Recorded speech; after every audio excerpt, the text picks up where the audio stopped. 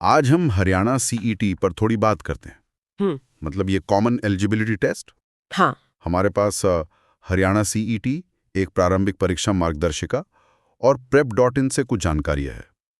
तो देखते हैं इसमें क्या है, कैसे काम करता है ये टेस्ट। बिल्कुल, और ये जरूरी भी है समझना, क्योंकि हरियाणा में ग्रुप सी और डी की सरकारी नौकरियों के लिए ये पहला बड़ा फिल्टर है, कह सकते हैं। हाँ, फिल्टर शब्द शायद सही है। मतलब ये सीधे नौकरी नहीं देता। नहीं नहीं। ये बस एक क्वालिफाइंग टेस्ट है, यानी इसे पास करो तभी आप आगे के जो पद विशिष्ट टेस्ट हैं वो दे पाओगे। एग्जैक्टली।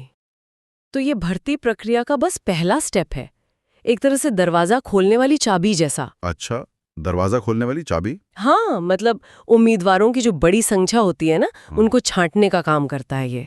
मकसद यही लगता है कि आगे की परीक्षाओं के लिए थोड़े गंभीर और योग्य उम्मीदवार ही जाएं।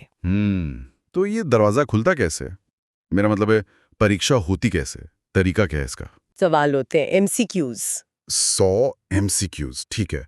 और ओएमआर शीट और एमसीक्यूज का ये जो कॉम्बिनेशन है, ये शायद इसलिए कि बड़ी संख्या में जब लोग टेस्ट देते हैं तो चेकिंग तेजी से हो जाती है। हाँ बिल्कुल, तेजी से और बिना गलती के।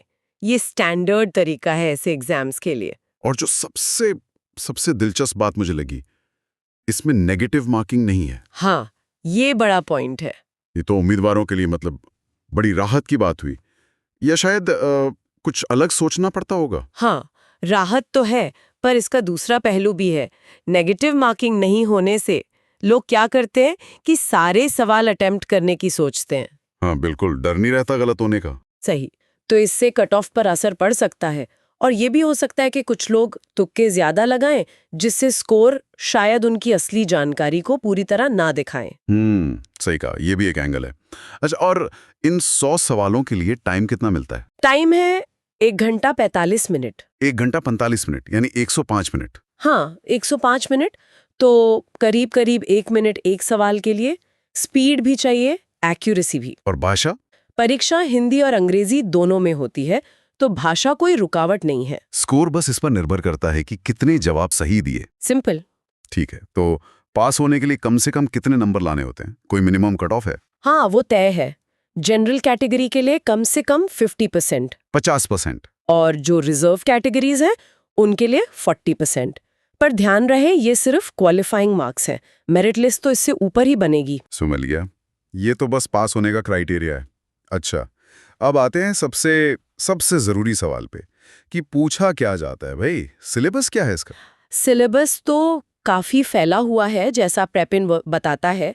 इसमें जनरल अवेयरनेस है, हरियाणा का सामान्य ज्ञान भी है। अच्छा।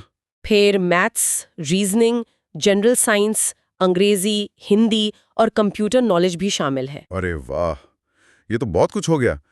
कोई हिस्सा ऐसा है जिसका वेटेज ज्यादा हो, मतलब जिस पर ज्यादा ध्यान देना चाहिए? हाँ, ये एक ध्यान देने वाली बात है।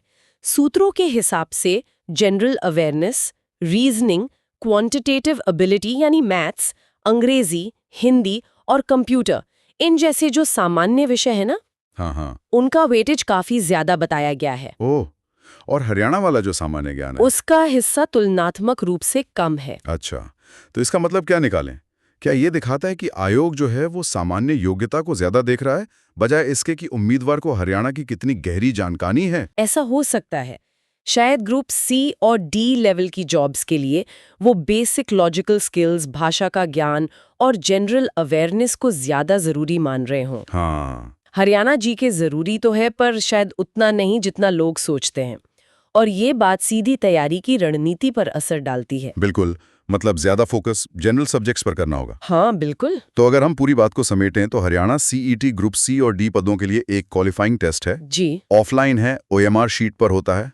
100 एमसीक्यूज हैं, 105 मिनट मिलते हैं, कोई नेगेटिव मार्किंग नहीं है। सही। पास होने के लिए कम से कम 50% जनरल वालों को और 40% रिजर्व्ड वालों को चाहिए। बिल्कुल। और सिलेबस में जनरल सब्जेक्ट्स का पलड़ा भारी है हरियाणा जीके के मुकाबले। एकदम सही। ये मुख्य बातें हैं जो हर उम्मीदवार को पता होनी ही चाहिए। हाँ, पर यहाँ एक बात मेरे दिमाग में आ रही है। जैसे हमने कहा, ये ग्रुप सी और ग्रुप डी दोनों के लिए एक ही कॉमन टेस्ट है। हाँ, और यही एक दिलचस्प सवाल उठता है। क्या? कि देखिए, ग्रुप सी और ग्रुप डी के जो पद होते हैं, उनकी जिम्मेदारियां, उनकी जरूरी योग्यताएं वो अक्सर अलग अलग होती हैं। हाँ, होती तो हैं। तो ऐसे में एक ही परीक्षा से दोनों तरह के पदों के लिए उम्मीदवारों की शुरुआती छंटनी कितनी कारगर होती होगी? हाँ, सोचने वाली बात है। क्या इसका मतलब ये है कि परीक्षा का जो डिफिकल्टी लेवल है वो शायद किसी एक ग्रुप की तरफ ज्यादा झुका हो, या फिर इसे ऐसे डिजाइन किया गया है कि ये दोनों के लिए बस एक न्यूनतम जरूरी योग्यता जांच ले? ये वाकई एक बड़ा सवाल है। शायद उम्मीदवारों को भी इस बारे में सोचना चाहिए कि एक कॉमन टेस्ट दोनों लेवल्स को कैसे एड्रेस करता होगा। बिल्कुल, ये आगे विचार करने वाली बात है।